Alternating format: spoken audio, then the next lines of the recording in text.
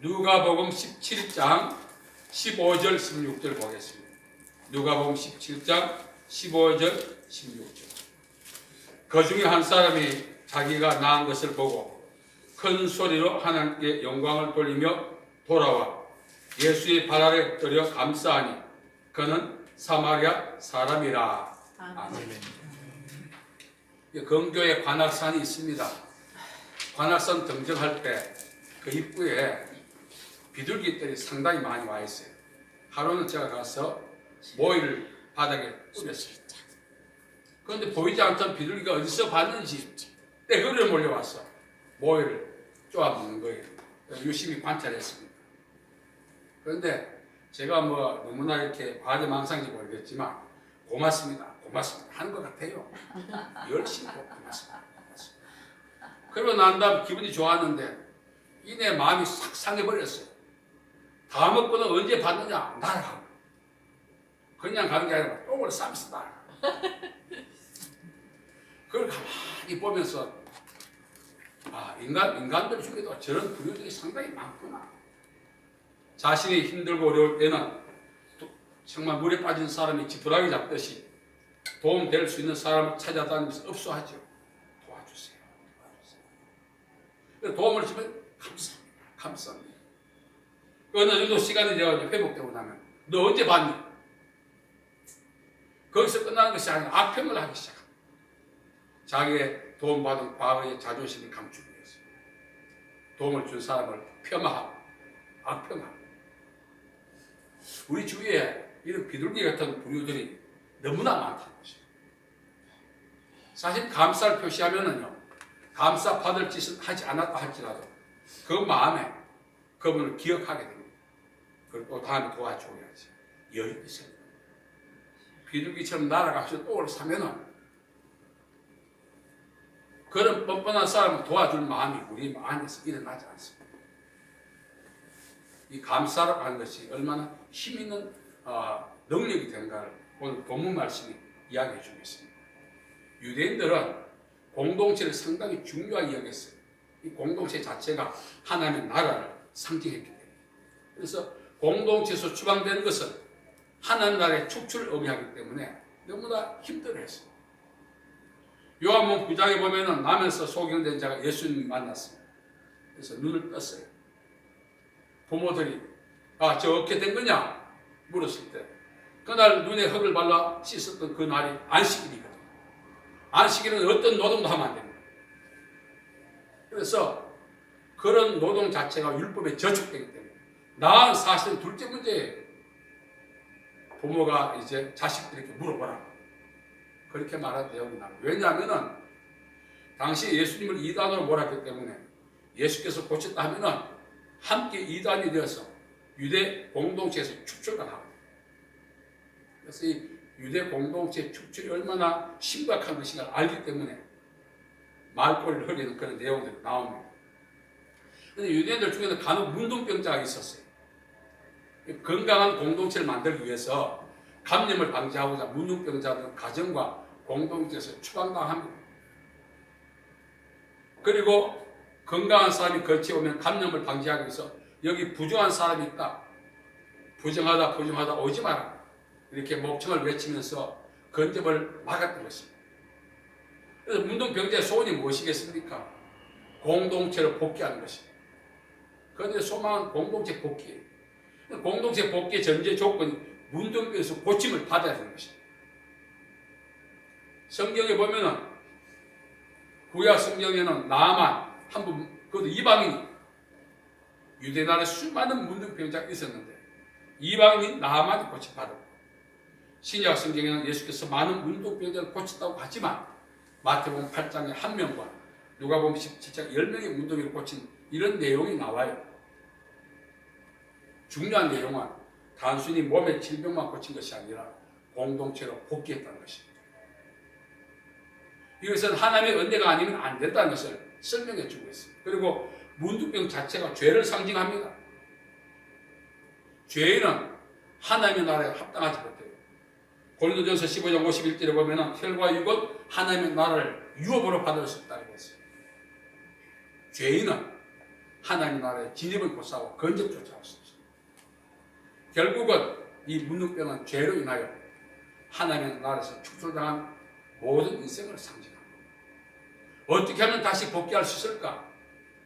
구약 성경에 보면 율법인데 그 예언자와 선지자들이 활동했던 내용이 나와요. 그들의 공통적인 메시지가 호세아 6장 1절과 2절에 있습니다. 오라 우리가 여호와께 돌아가자. 중요한 사실은 돌아갈 수 있는 기회도 없지만 방법도 없는 거예요. 만신창이 된 상태에서는 하나님께 돌아갈 수가 없는 것입니다. 그래서 문둥병에서 고침을 받는다는 것은 죄사함을 받아야만 하나님의 나라에 진입할 수 있다는 것을 설명하고 있는 것입니다. 이 문둥병은 현대의학으로 고칠 수 없습니다. 어려 단계가 초보적인 당시에는 상상조차 못했죠. 문둥병에서 고침받는 그 자체가. 그런데 10명이 예수님에 대한 소문을 들었습니다. 그리고 예수께서 지나가시자 예수께 찾아왔습니다. 고침받기 원한다.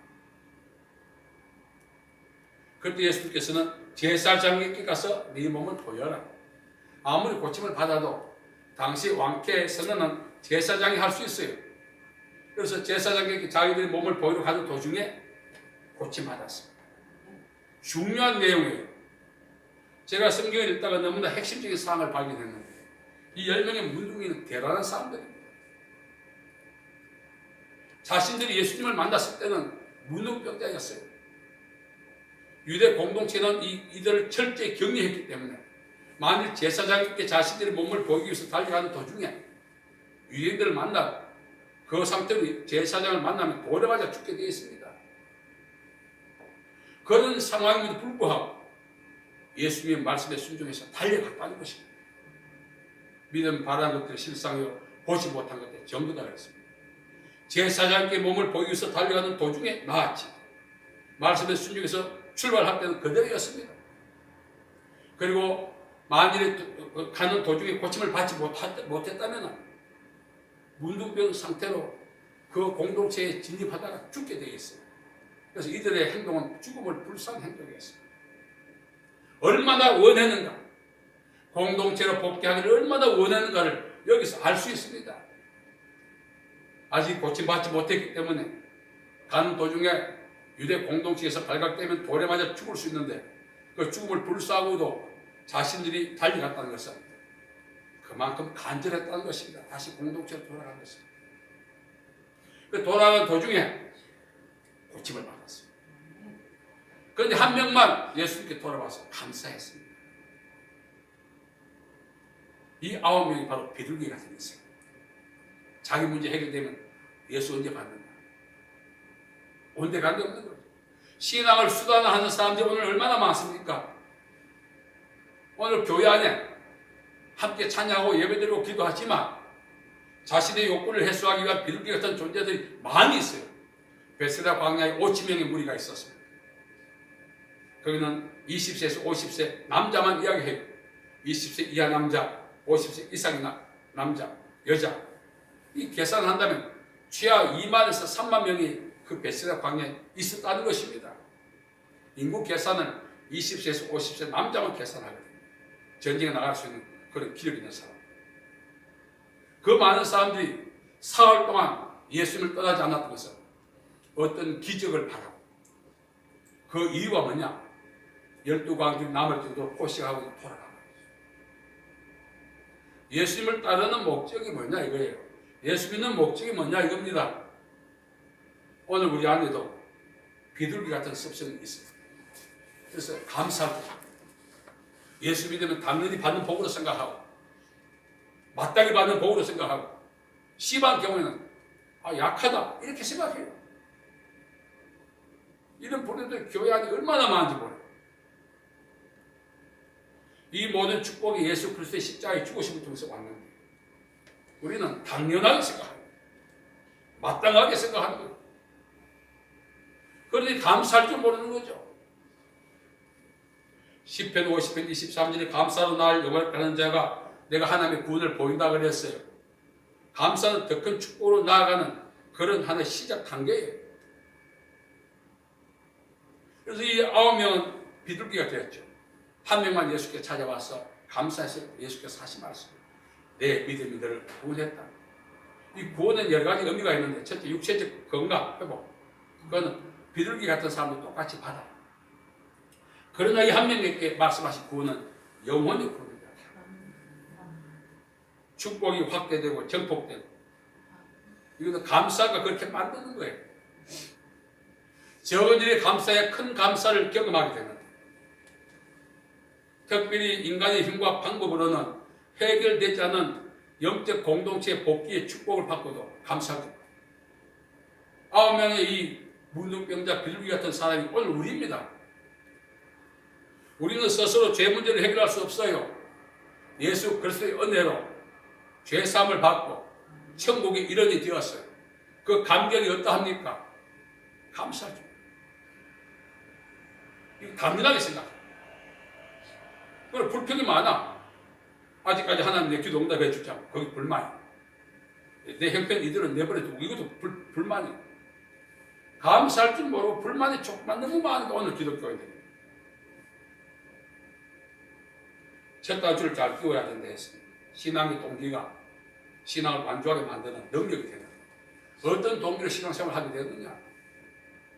그 동기가 신앙생활을 완주하게 만드는 거예요. 그 동기가 부정적이죠. 인생의 문제만 해결되고 나면 하나님도 상관없어요. 어쩌면 하나님 지켜보고 간섭하는 게 싫어. 마음대로 살고 있을 것같아요. 이런 식의 신앙을 수단화하는 비둘기 같은 그런 부류들이 이 교회 안에 너무 많아요. 예수님은 찾고 계십니다. 아버님이 가면 9명도 고침을 받지 않았느냐? 이미 그 고침받은 것은 당사자들만 알죠. 문둥이가. 그런데 예수님은 이미 알고 계십니다. 항상 하나님 앞에 감사할 줄 모르고 불평 불만 사는 우리를 향하여 예수님 하신 말씀. 아버지가 그 9살 우리가 있다. 인생이 왜 힘듭니까? 감사할 줄 모르고. 저도 뭐 사소한 거지만 도와주면 아이 목사님 감사해요. 아 미안해. 민망해. 구미함 갔더니 어떤 목사님 남편이 자기 아버지 장례식 때 제가 약속하게 이렇게 부의금을 드렸는데 많이 했다고 만날 때마다 그만하세요. 제가 민망해서 못 했겠다. 그러나 그분들하고 제가 관계가 좋죠. 왜? 감사하죠. 당연한 게 아니에요. 우리가 받는 모든 축복은 예수 그리스도의 십자가의 죽으심의 결과이기 때문에 당연하게 결과하는 거예요. 그 죽음이 없다면 구원은 고사하고 현재 생활 속에서 마귀의 종로로 살 수밖에 없지 않겠습니까? 사소한 것에 감사해요. 운명이 바뀌고 있어요. 오늘 많은 분들이 언젠가는 좋은 날이 오겠지. 송대관이 노래처럼 지구멍에도 볕들 날이 오는데 기다려보세요. 그거 기다리다가 무덤에 묻히게 됩니다. 맹목적 기다림이 인생을 피곤하게 만들어요. 감사합니다. 이 한마디가 하나님의 보좌를 움직이고 내 주변 상황을 변화시키는 그런 핵심적인 요소가 되는 것입니다. 예수님께서는 이 감사한 사람에게 내 영혼이 내 믿음이 너를 구원했다 하시는 거예요. 이런 인정받는 믿음, 더 큰 축복으로 나아가는 기회, 이것이 감사에 있다는 사실을 우리가 알아야 됩니다. 왜 예수님께서 범사에 감사라고 하시는가? 저도 사실은 오늘까지 오면서 범사에 감사라는 내용을 알고 있지만 사실 목사기 때문에 하나님 앞에 말을 함부로 못해서 그렇지 불평 불만이 가득 차 있었습니다. 하나님의 손가락 한 번 딱 펴주면 모든 문제 정리해 줄 테니까 그냥 계신 것 같고 하나님이 한 번 입김을 확 불어주면 내 영혼이 확 살아날 것 같은 그냥 계신 것 같아요. 결국 답을 얻었습니다. 오늘까지 살아오면서 감사할 줄 모르겠구나.